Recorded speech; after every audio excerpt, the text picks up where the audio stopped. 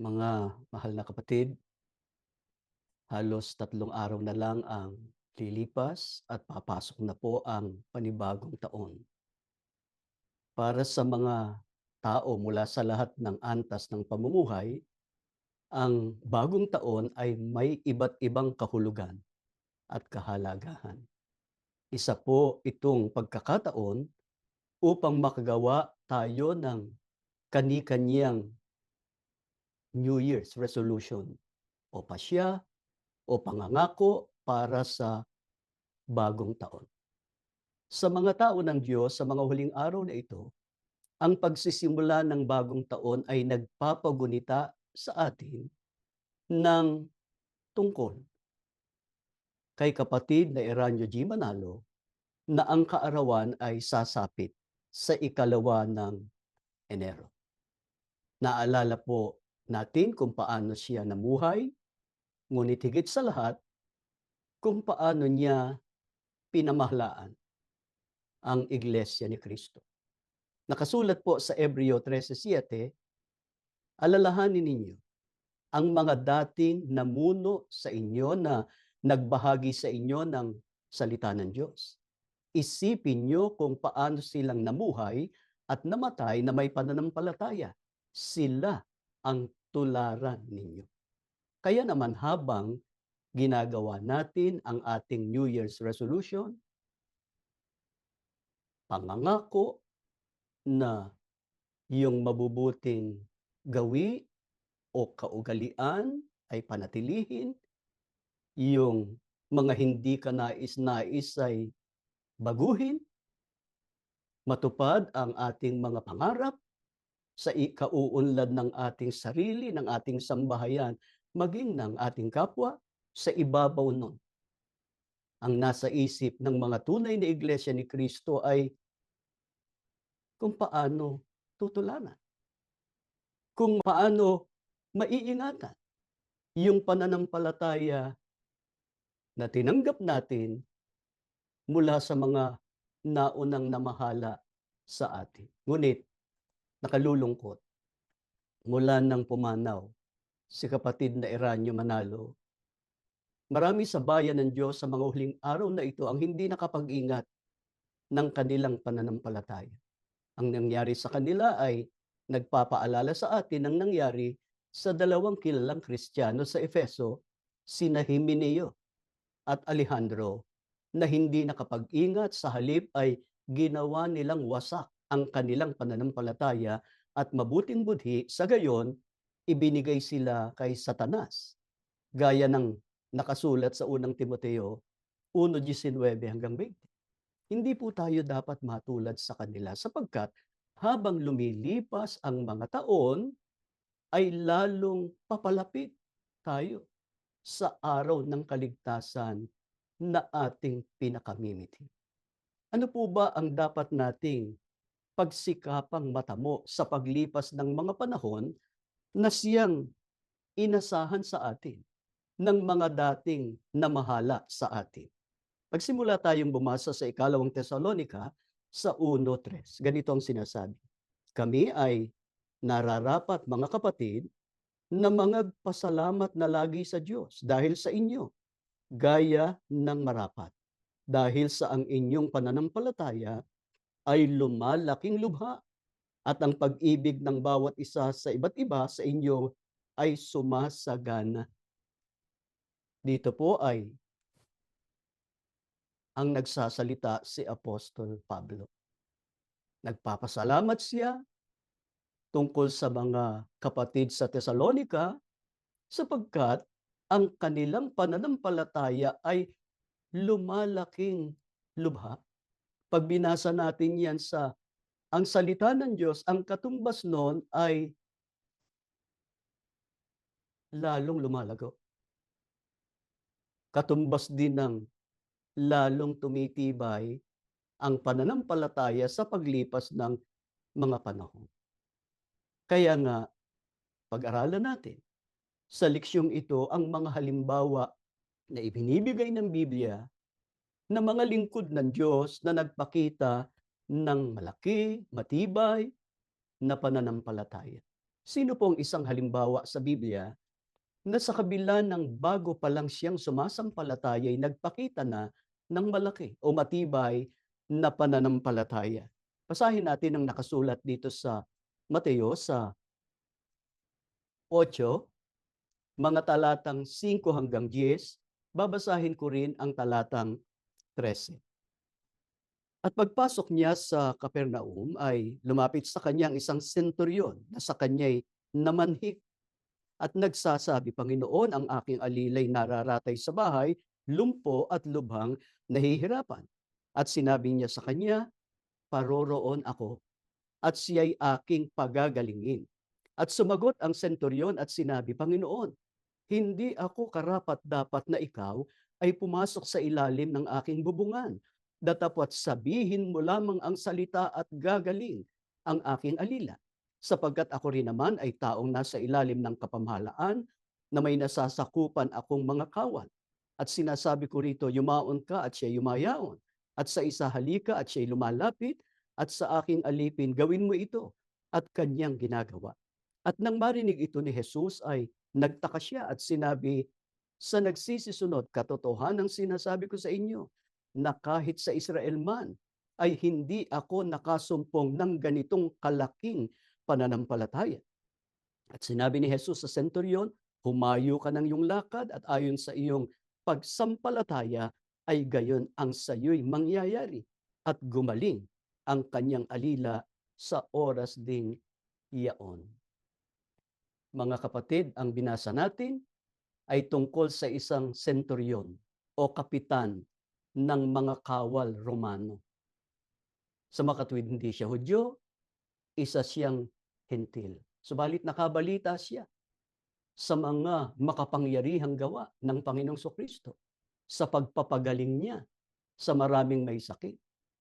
Kaya nung masumpungan niya ang Panginoong Kristo, namanhik siya. "Panginoon, ang aking alila ay nakaratay, lumpo at lubhang nahihirapan."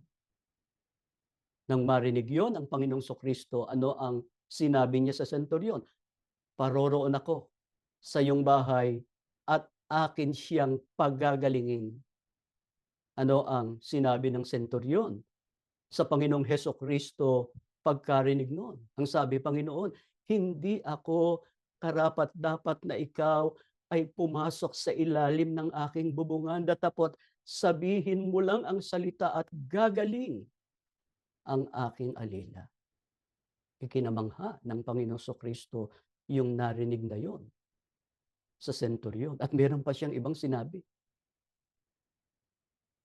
Kaya ang sabi ng Panginoong Kristo sa mga nagsisisunod sa Kanya, "Katotohanang sinasabi ko sa inyo, hindi ako nakasumpong ng gayong kalaking pananampalataya kahit sa Israel man."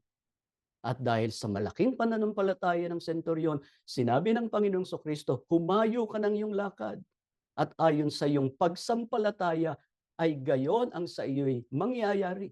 At gumaling ang kanyang alila sa oras ding yaon. Sino pa po ang nasumpungan din ng Panginoong Kristo sa pasimulan ng kanyang ministeryo na nagpakita ng malaking pananampalataya? Basahin naman natin ang nakasulat dito sa Marcos sa 5:25 hanggang 34. At isang babae na may 12 taon ng inaagasan at siya'y napahirapan na ng maraming bagay ng mga manggagamot at nagugol na niya ang lahat niyang tinatangkilik at hindi gumaling ng kaunti man, kundi bagkus lumubha pa siya. Napagkarinig niya ng mga bagay tungkol kay Jesus ay lumapit siya sa karamihan sa likuran niya at hinipo ang kanyang damit sapagkat sinasabi niya, "Kung mahipo ko man lamang ang kanyang damit ay gagaling ako."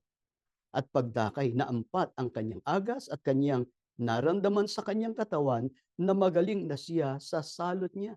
At si Jesus sa pagkatalastat niya agad sa kanyang sarili na may umalis na bisa sa kanya, ay pagdakay pumihit sa karamihan at nagsabi, "Sino ang humipo ng aking mga damit?" At sinabi sa kanya ng kanyang mga alagad, nakikita mong sinisiksik ka ng karamihan at sasabihin mo, sino ang humipo sa akin?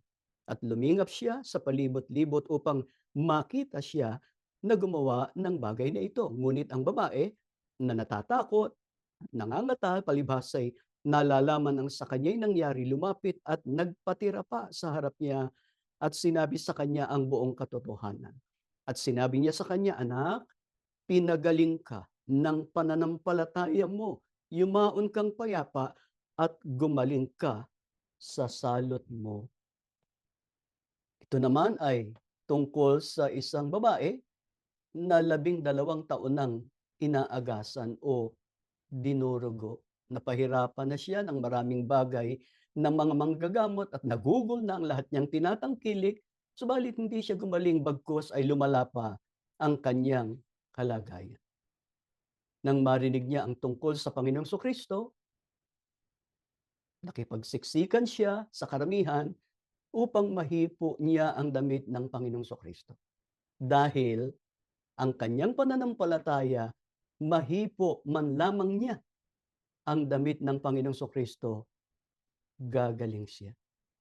Katumbas din nung sinabi ng senturyon, sabihin mo lang ang salita. Kahit na hindi na pumunta, mismo ang Panginoong Kristo sa bahay niya, gagaling yung alila niya. Ito rin ang paninindigan nung babae. Mahipo niya lang yung damit ng Panginoong Kristo, gagaling siya. At ganun nga ang nangyari. Nang mahipo niya ang damit ng Panginoong Kristo, naramdaman niya kaagad na ampat ang kanyang agas o tumigil yung kanyang pagdurugo at magaling na siya sa kanyang salot o sakit. Palibhasa, naramdaman ng Panginoong Kristo na may tumakas na kapangyarihan sa kanya, luminga siya, hinanap niya yung humipo sa kanya.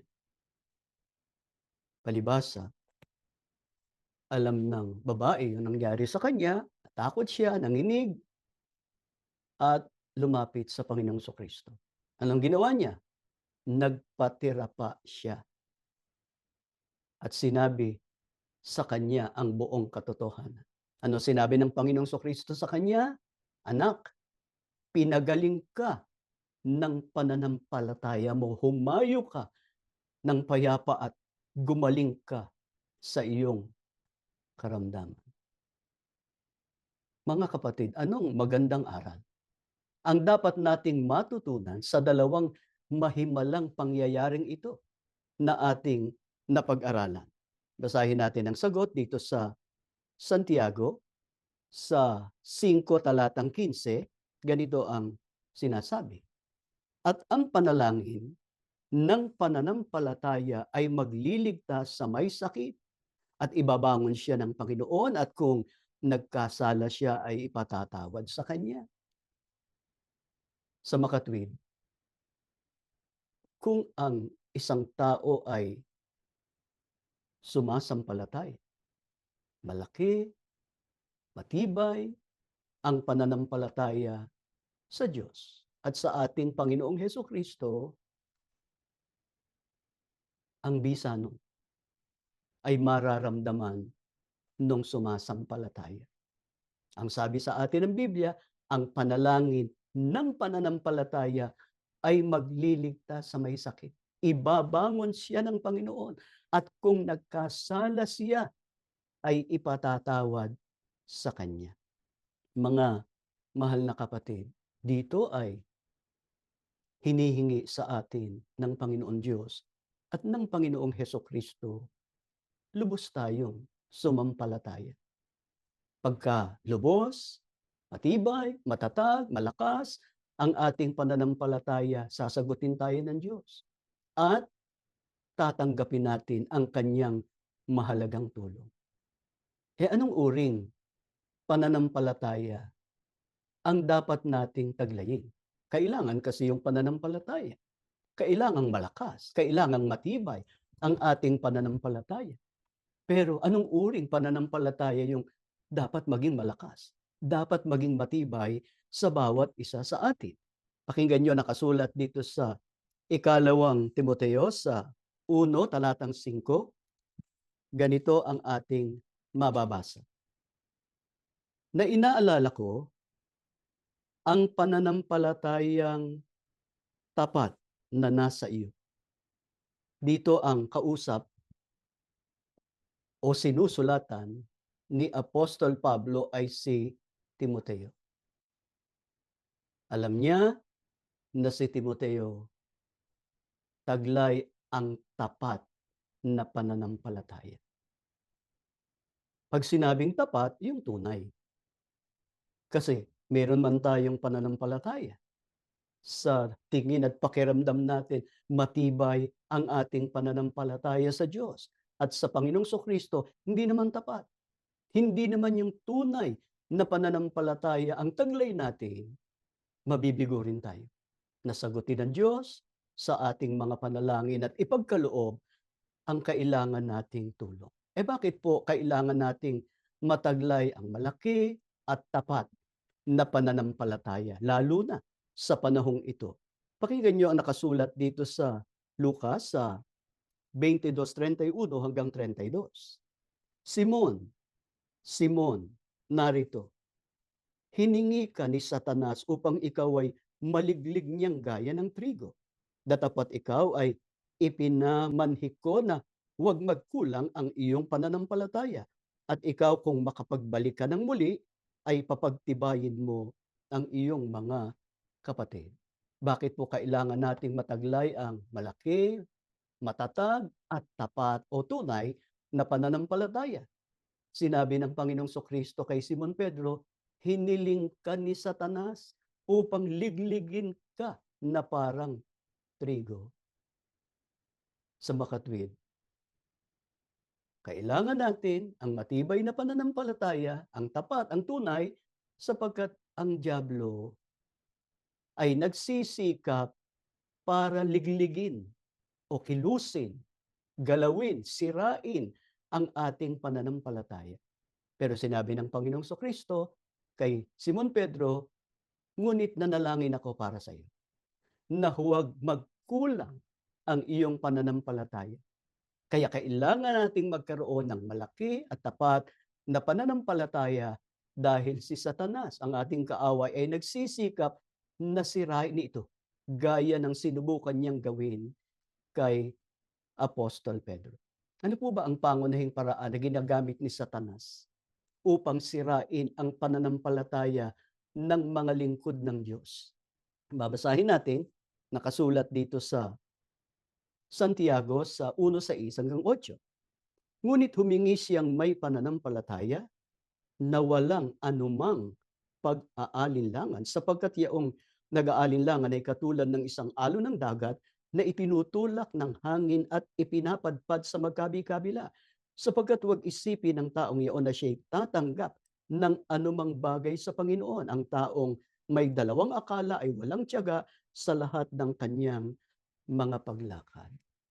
Ano po ang pangunahing paraan na ginagamit ni Satanas upang sirain ang pananampalataya ng mga lingkod niya? Nilalagay po ni Satanas sa isip ng mga binibiktima niya yung pag-aalinlangan. Napakasama na magkaroon tayo ng pag-aalinlangan sapagkat sisira yun sa pananampalataya. Tulad po ng alam natin, ang tunay na pananampalataya nagmumula sa Diyos, habang ang pag-aalinlangan ay mula kay Satanas. Sa ano po itinulad ng Biblia ang nag-aalinlangan o hindi matibay ang pananampalataya? Gaya ng ating nabasa, ang nag-aalinlangan ay parang alon ng dagat na itinutulak ng hangin at ipinapadpad sa magkabi-kabila. Ano tinitiyak ng Biblia sa mga nag-aalinlangan? Ang sabi, huwag isipin ng taong yon na tatanggap siya ng anumang bagay mula sa Panginoon. Siya ay isang taong may dalawang akala, walang tiyaga sa lahat ng kanyang mga paglakad. Katumbas ng hindi matatag sa kanyang paglakad. Kaya naman, kapag ang isang lingkod ng Diyos ay nag-aalinlangan, hindi lang, hindi niya matatanggap ang kanyang hinihingi, ang kanyang mga kailangan sa Diyos, kundi maaaring malinlang din siya ng ibang doktrina o ibang aral.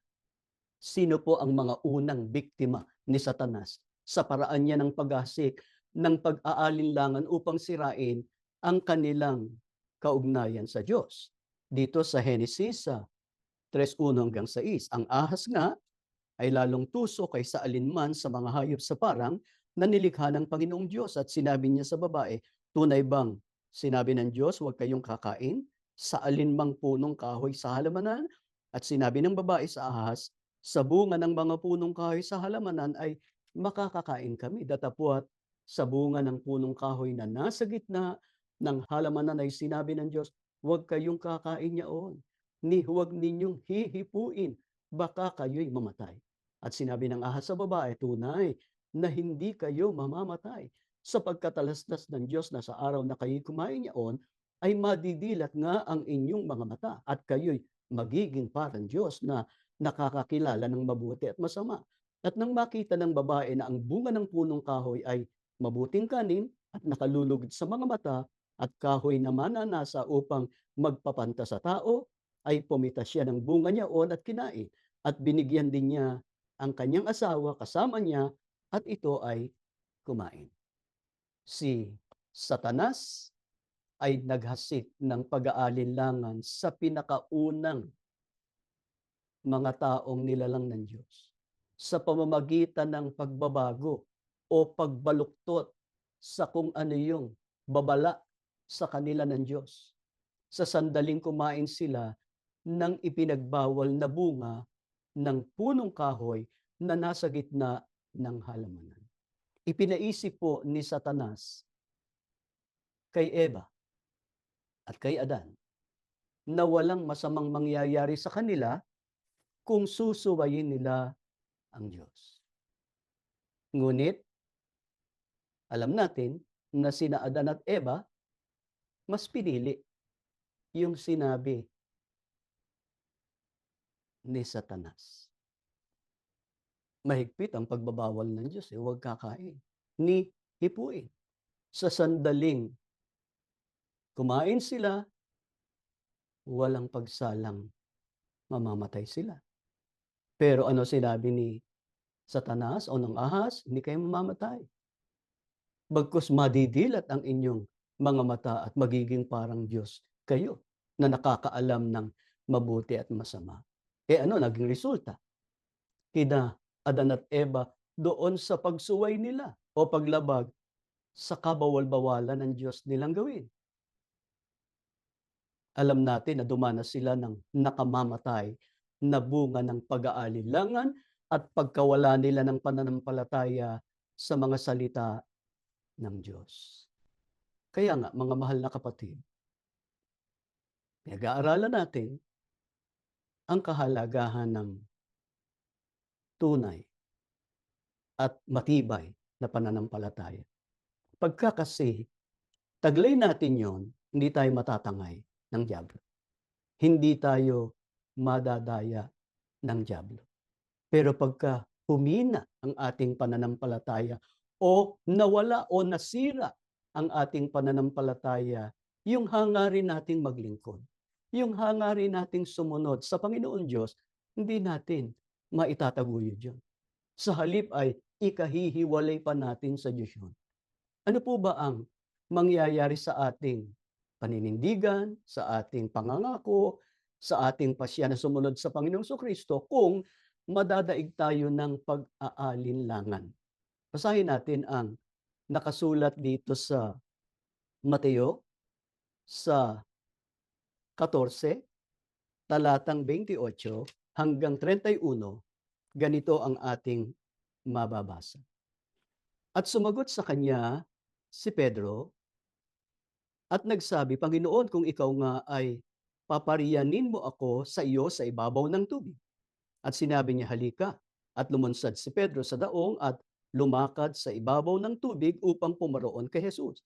Datapwat pagkakita niyang malakas ang hangin, ay natakot siya at nang siya'y malulubog, ay sumigaw na nagsasabi, Panginoon, iligtas mo ako.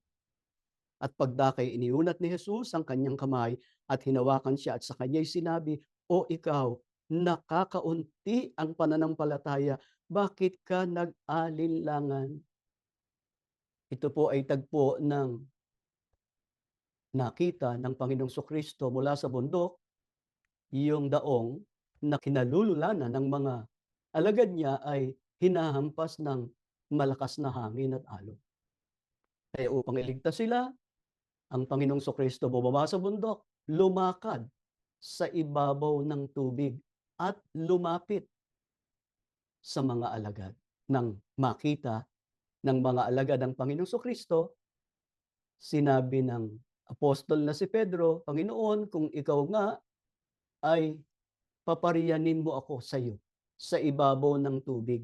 Dahil nung makita nila ang Panginoong Kristo, nung una natakot sila, eh. Multo, akala nila multo ang Panginoong Kristo. Isipin niyo, lumakad sa ibabaw ng tubig at alam nila ang Panginoong Kristo nandun sa bundok. Iniwan nila. Pero sa pagkakataong yon, nandun sa harap niya. Kaya, "Panginoon, kung ikaw yan, paparyanin mo ako." At pumayag naman ang Panginoong Kristo. Kaya si Apostol Pedro ay lumunsad sa daong at lumakad sa ibabaw ng tubig. Nakalakad naman siya, para pumaroon o lumapit sa Panginoong Kristo. Pero nung makita niyang malakas ang hangin, natakot siya. Nang siya'y malulubog, sumigaw siya, "Panginoon, iligtas mo ako."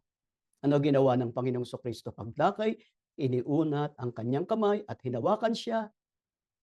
Pero ang sabi sa kanya ng Panginoong Kristo, "Ikaw, nakakaunti ang pananampalataya, bakit ka nag-alinlangan?" Kaya pagka may pag-aalinlangan, kahit gusto ng taong sumunod, maglingkod, hindi niya magagawa. Bakit? Sapagkat hindi lubos ang kanyang pag-asa sa tulong at magagawa ng Diyos at ng Panginoong Kristo na kanyang pinaglilingkuran. Naituro na sa kanila ng Panginoong Kristo na kung sila'y may pananampalataya, walang imposible. Ngunit ang nangyari kay Apostol Pedro ay nagpapatunay na ang isang imposibleng bagay ay mananatiling imposible kung ang isang tao ay may maliit na pananampalataya. Kaya naman, hindi natin maiiwasang mag-ingat upang hindi mapagtagumpayan ni Satanas na sirain ang ating pananampalataya. Paano ba nagpapatuloy si Satanas? Sa kanyang layunin na sirain ang pananampalataya ng mga lingkod niya. Pag-aralan natin yung nangyari kay Eva at Adan. Pinag-alinlangan sila ni Satanas at napatangay naman sila, napadaig sila, kaya ikinapahamak nila.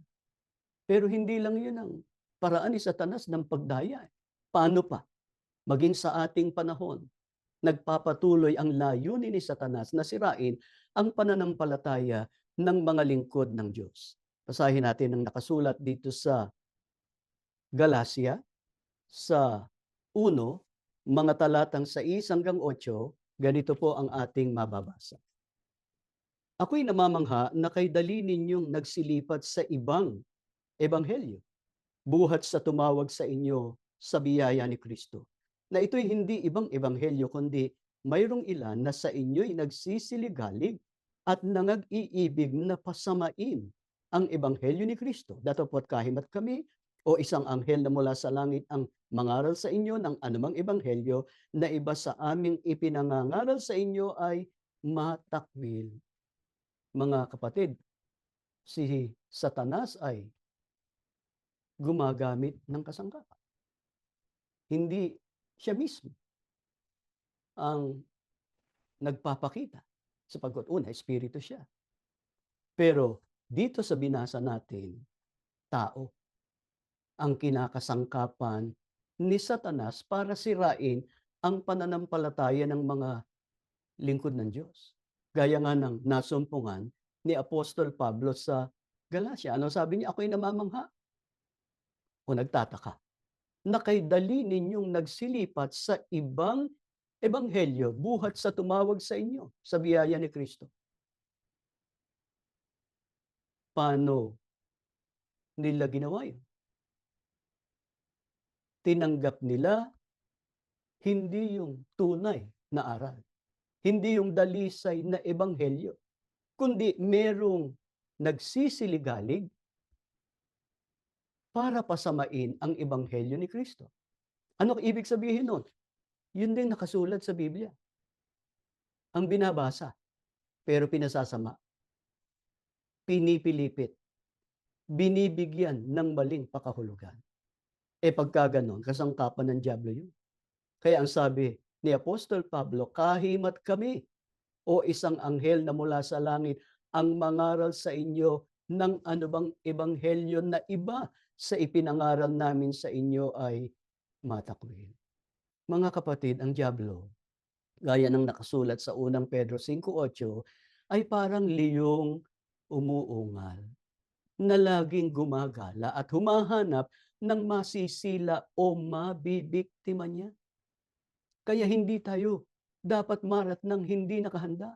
Sapagkat mula pa nung unang panahon, magpahanggang ngayon, panahon ni Eva at Adan, magpahanggang ngayon, hindi binabago ni Satanas ang kanyang pangunahing estratehiya o pamamaraan sa pagsira sa pananampalataya ng mga lingkod ng Diyos.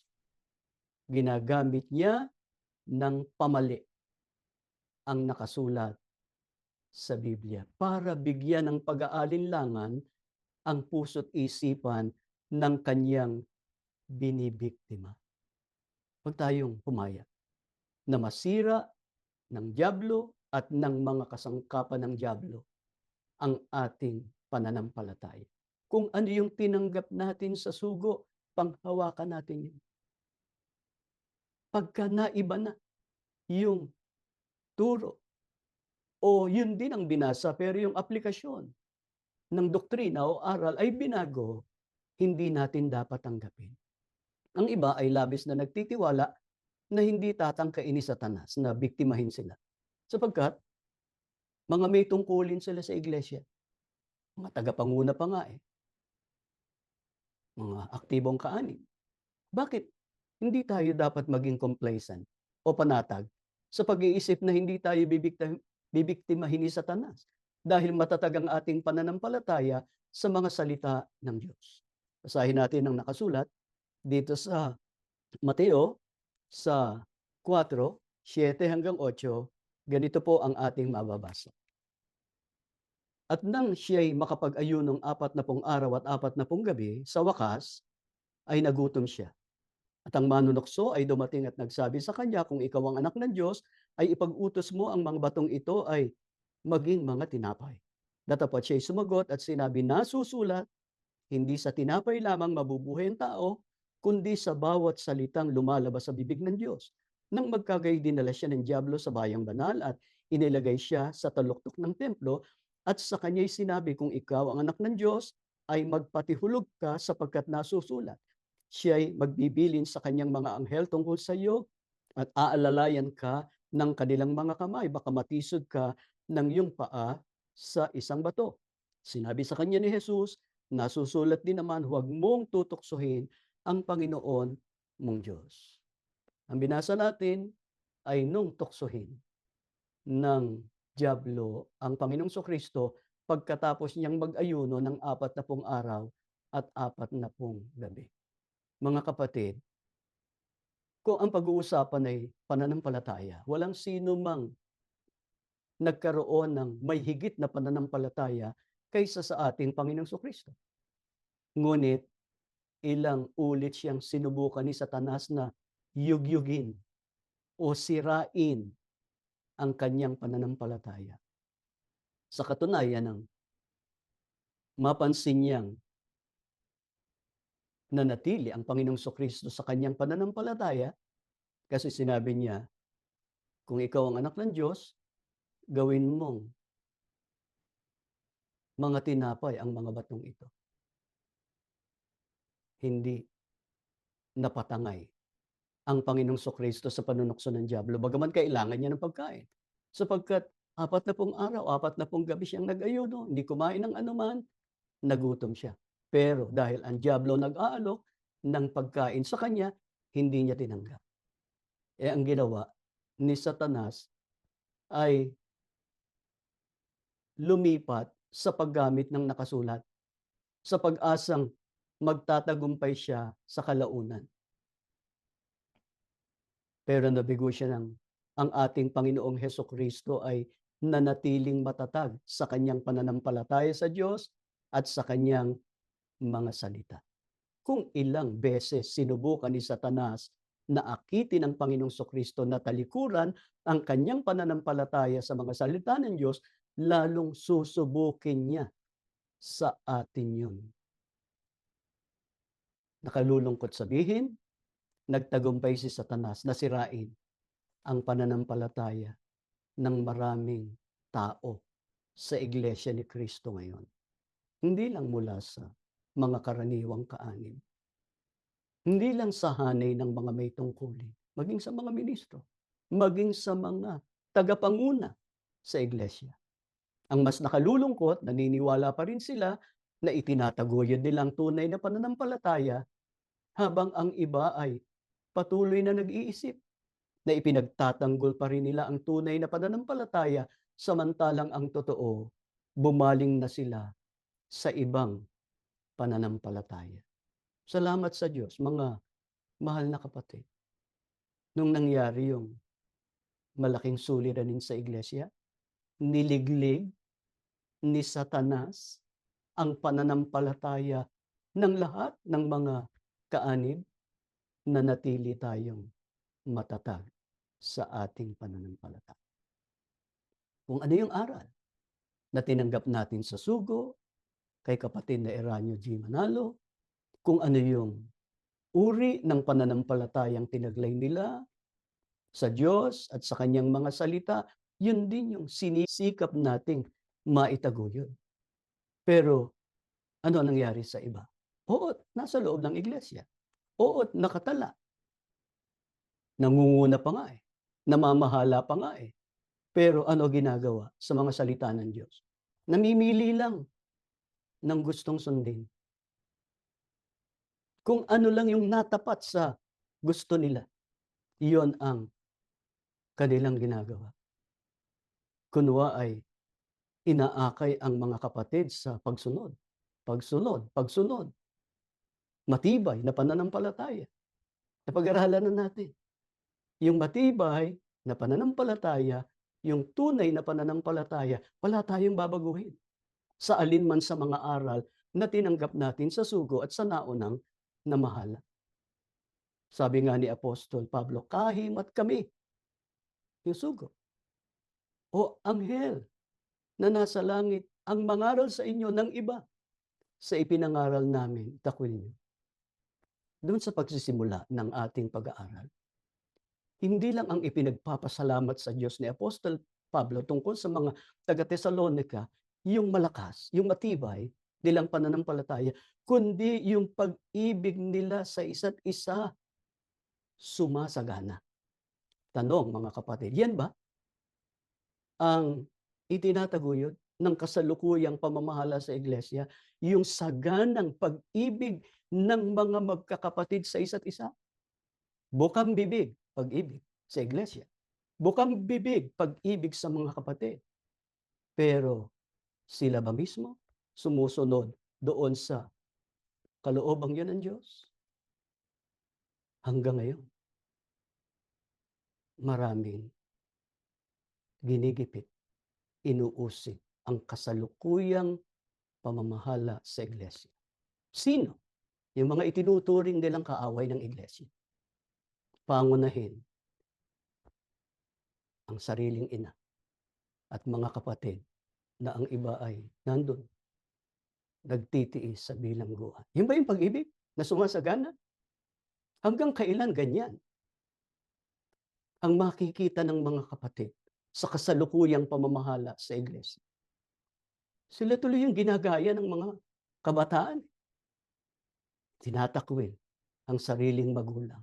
Sinusumpa ang sariling magulang. Ginigipit ang sariling mahal sa buhay.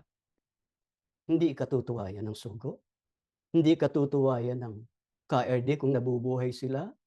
Sapagkat ang ipinagpapasalamat nga nila sa Diyos, yung mga naturuan nila, yung mga naakay nila sa Diyos, lalong lumalago ang pananampalataya, sumasagana sa pag-ibig.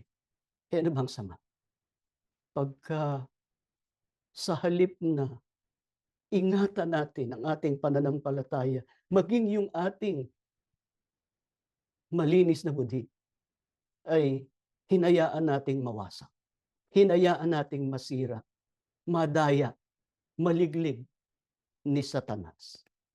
Pakinggan niyo ang nakasulat dito sa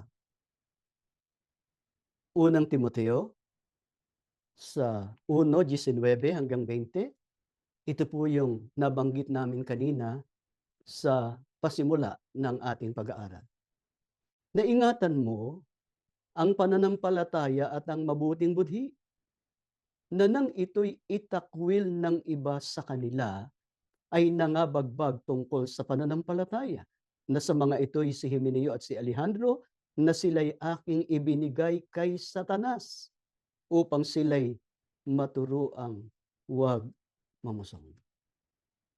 Ito ang masamang ibubunga kapag pumayag tayong sirain ni Satanas ang tunay nating pananampalataya. Mga kapatid, malapit nang magwakas ang mundo. Ang paglipas ng mga taon, pagpasok ng panibago ay nagbabadya. Malapit ang araw ng paghukom. Ngayon pa ba tayo mahihiwalay sa tunay nating pananampalataya para magwakas tayo na ibigay lang tayo kay Satanas? Eh, alam naman natin si Satanas ay naghihintay na lang ng araw ng kawakasan. Pero ganyan ang mangyayari sa atin kung hindi tayo mag-ingat ng ating pananampalataya at ng ating malinis na budhi. Itong problema sa iba. Bukang bibig ang pananampalataya pero yung kanilang budhi hindi nakasang-ayon ng tamang aral, ng tamang ugali, ng tamang pakikitungo sa kapwa, lalo na sa mga kapatid sa Iglesia ni Cristo. Eh sa kabilang dako, sino ang dapat nating tularan bilang lingkod ng Diyos na may matibay, tunay, tapat na pananampalataya? At anong isang dahilan at tinaglay niya ang gayong uri ng pananampalataya? Balikan natin yung binasa natin sa ikalawang Timoteo 1:2-5. Ganito ang ating mababasa. Kay Timoteo, na minamahal kong anak, sumayo nawa ang pagpapala, ang habag, at ang kapayapaan mula sa Diyos Ama at kay Kristo Jesus na ating Panginoon. Hindi ko nakakalimutan ang tapat mong pananampalataya, katulad ng pananampalataya ng iyong Lola Loida at ni Eunice na iyong ina, na titiyak kong taglay mo pa ngayon ang pananampalatayang iyon. Pinuri ni Apostol Pablo ang Diyos habang inaalala niya ang tunay at tapat na pananampalataya ni Timoteo. Kaya tularan natin ang matatag at tunay na pananampalataya ni Timoteo. Anong isang dahilan at tinaglay ni Timoteo ang gayong uri ng pananampalataya? Ang sabi ni Apostol Pablo, hindi ko nalilimutan ang tapat mong pananampalataya na naunang tinaglay ng iyong Lola Loida at ni Eunice na iyong ina. Natitiyak kong nasa iyo rin ang pananampalatayang ito. Kaya naman, mula sa pagkabata, nasaksihan na ni Timoteo ang matatag at tunay na pananampalataya ng kanyang ina at lola. Ang matibay at tunay na pananampalataya ay nananalaytay sa kanilang pamilya. Nais naming tawagan ng pansin ang mga magulang na naaabot ng pagtuturong ito. Dapat po nating pangunahan ang ating mga anak sa pamamagitan ng pagbibigay ng mabuting halimbawa upang mabisa natin silang magabayan sa tunay, tapat, at matibay na pananampalataya. May kasabihan sa Ingles, like father, like son. An apple doesn't fall far from the tree. O ang mansanas ay hindi nahuhulog ng malayo sa puno. Kung ano ang puno, siyang bunga. Kung ang nakikita ng ating mga anak sa atin ay yung mabubuting bagay, yung mga mabubuting halimbawa, gagayahin nila yun. Pero kung ang nakikita nila sa atin, yung masasama, yun din ang gagayahin nila.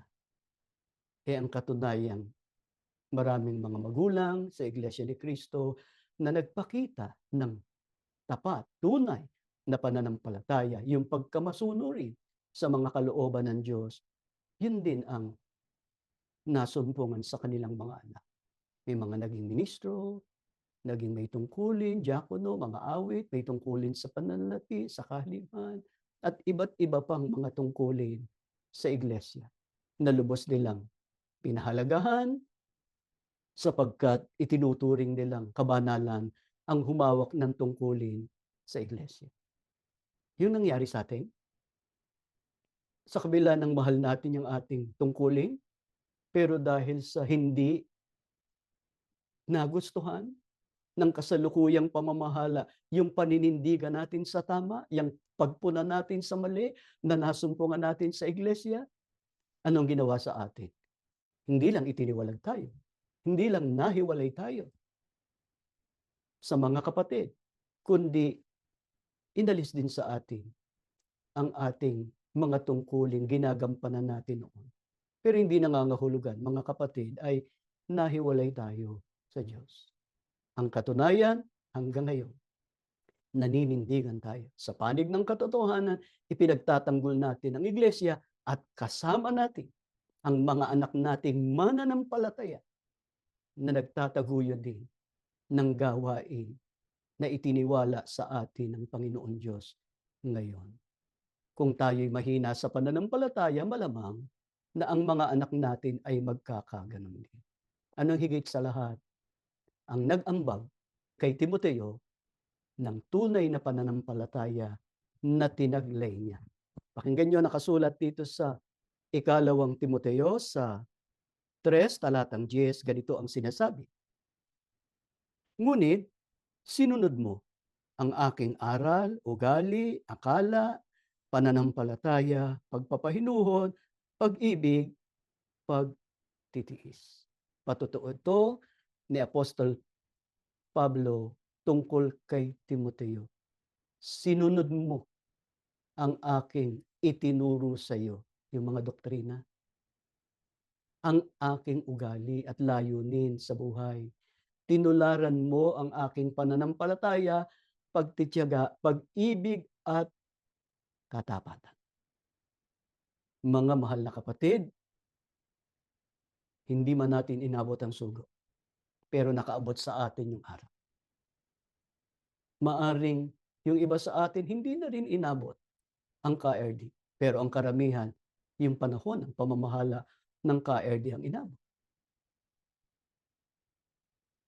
Dahil kinikilala natin ang karapatan nila.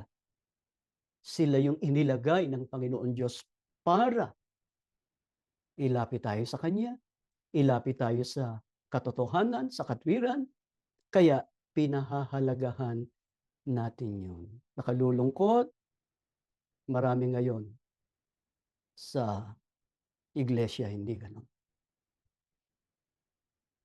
Hindi yung aral ng Diyos ang isinasaalang-alang nila, kundi kung ano na lang yung sinasabi ng nangunguna, na kahit mali na, kahit hindi na ayon sa kalooban ng Panginoon Diyos. Hindi lang yung mga aral ang sinunod ni Timoteo, pati yung ugali ng sugo ni Apostol Pablo.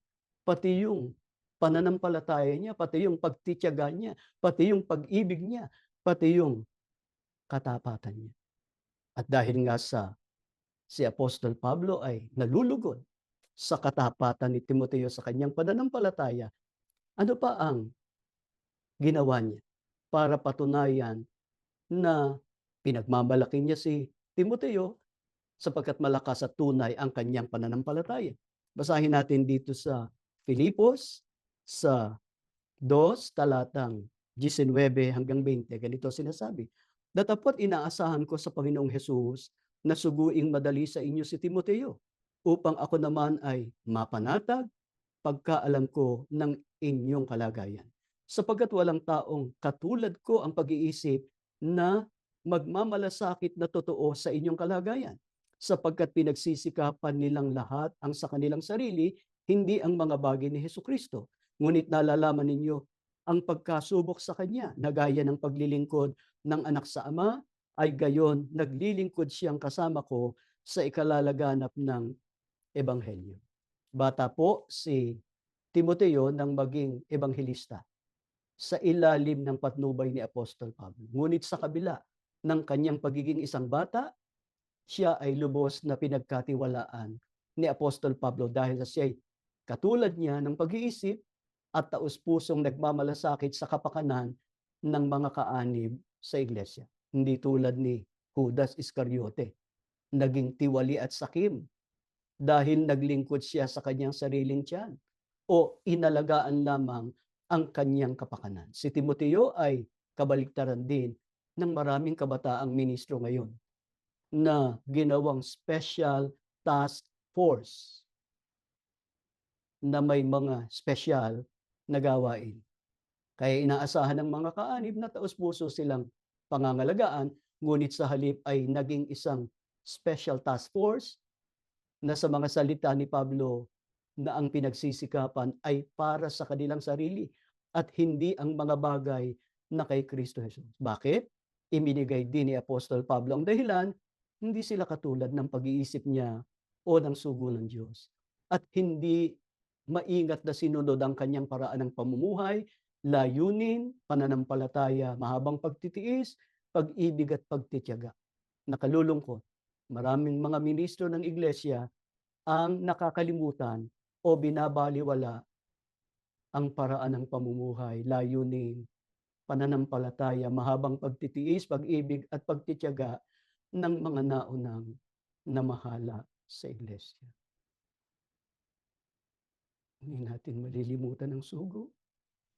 Hindi natin malilimutan ang kapatid na Eranio Manalo sa kanilang pagmamahal, pagmamalasakit sa atin.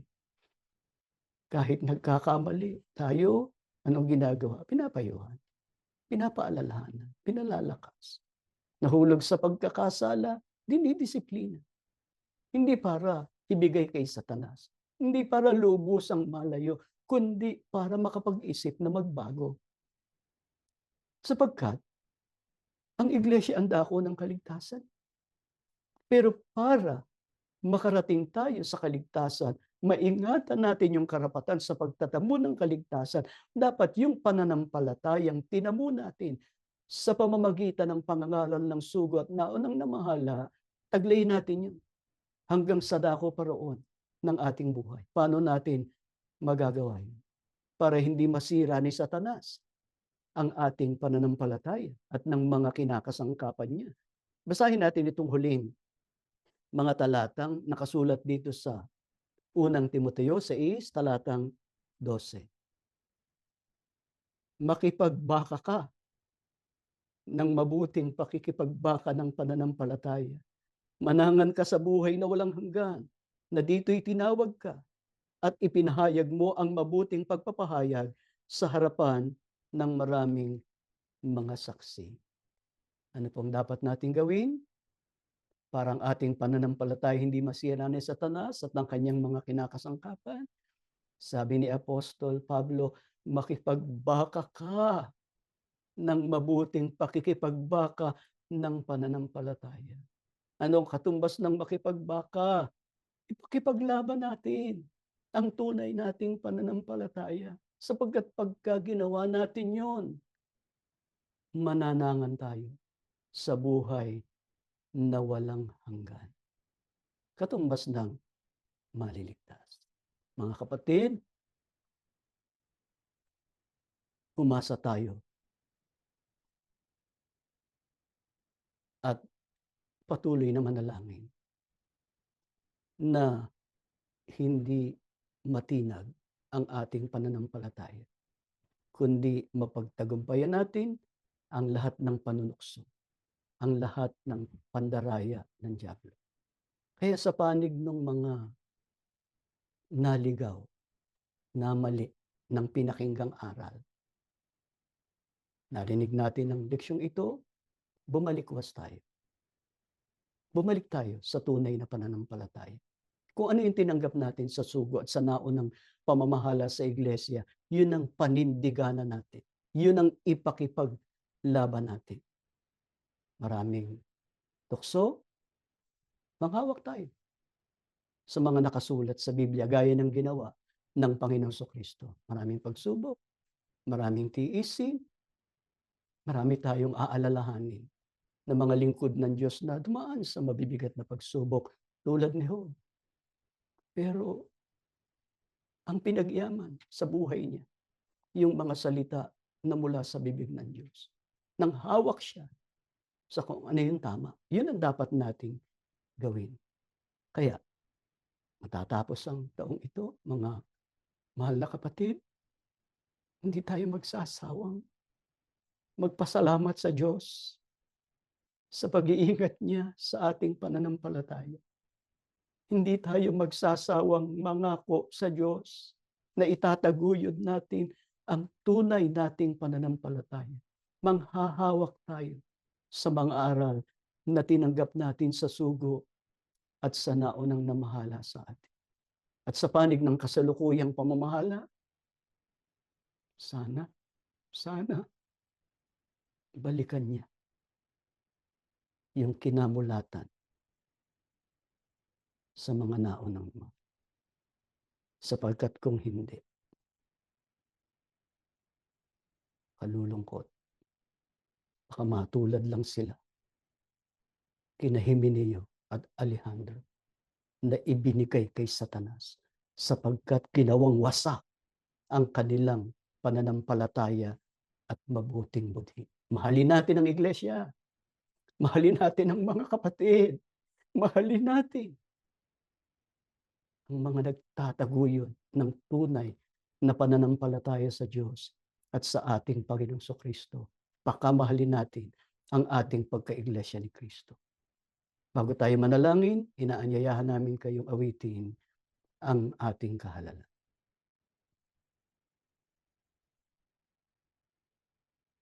Aming Ama, narinig mo pong inawit namin ang awit ng aming kahalalan. Totoo po sa aming puso na hanggang ngayon nakatanim sa aming puso't isipan ang mga aral mo na tinanggap namin sa sugo at sa naunang namahala. Totoo na pangako namin, ano man ang aming kasapitan, susunod kami sa iyo at sa Panginoong Hesus hanggang sa aming kamatayan. Iglesia ni Kristo kami. Anumang hirap at pag-uusig, matitiis namin. Alang-alang sa paglilingkod sa iyo at sa aming Panginoong Hesukristo. Totoo yan sa aming puso. Ang katunayan, nagkaganito man ang iglesia. Itinakwil man kami ng kasalukuyang pamamahala.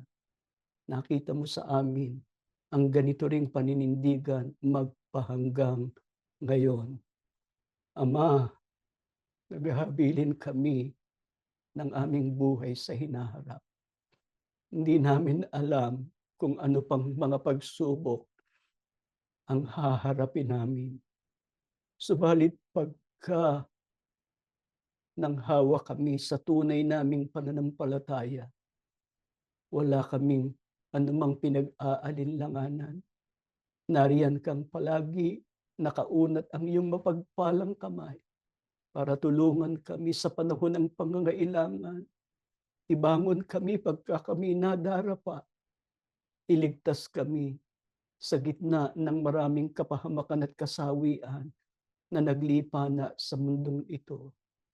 Kaya bago kami magtapos ngayon sa pagsambang ito, bago kami maghiwa-hiwalay, nagmamakaawa kami sa iyo, Ama. Maari po ba?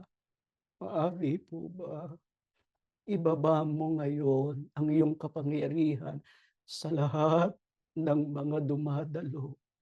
Igawad mo po ang iyong mahalagang basbas ang lakas, ang matibay na pananampalataya at pag-asa para sa pagharap namin sa panibagong taon, anumang pagsubok pa, anumang pakikipagbaka pa ang aming gagawin alang-alang sa aming pananampalataya, maging mapagtagumpay kami. Para pagdating ng takdang panahon na isusugo mo na ang Panginoong Hesukristo, kung kami pumanaw gaya ng mga naunang naglingkod sa iyo, bubuhayin kaming mag-uli, o kung hindi man, kami daratnang nagpapahingalay, sasalubong kami sa iyong bugtong na anak, kapiling ng sugo at ng naunang namahala. Anuman, Panginoon, ang ipahintulot mo na mangyayari sa buhay namin, ang amin lang ipinagmamakaawa, huwag mo kaming lalayuan. Huwag mo po kaming hihiwalayan. Huwag mo po kaming itatakwil. Lagi mong igawad ang iyong mahalagang basbas sa aming sambahayan. Gawin mong matatag ang pagsasama ng mga lingkod mo. Gawin mong mananampalataya ang aming mga anak, masunurin sa lahat ng iyong mga kautusan. Idinadalangin din namin ang mga nawalay, ang mga nasira ang pananampalataya. Ama, bigyan mo pa sila ng pagkakataon upang makabalikwas, makapanumbalik. Idinadalangin din namin ang kasalukuyang pamamahala sa iglesia.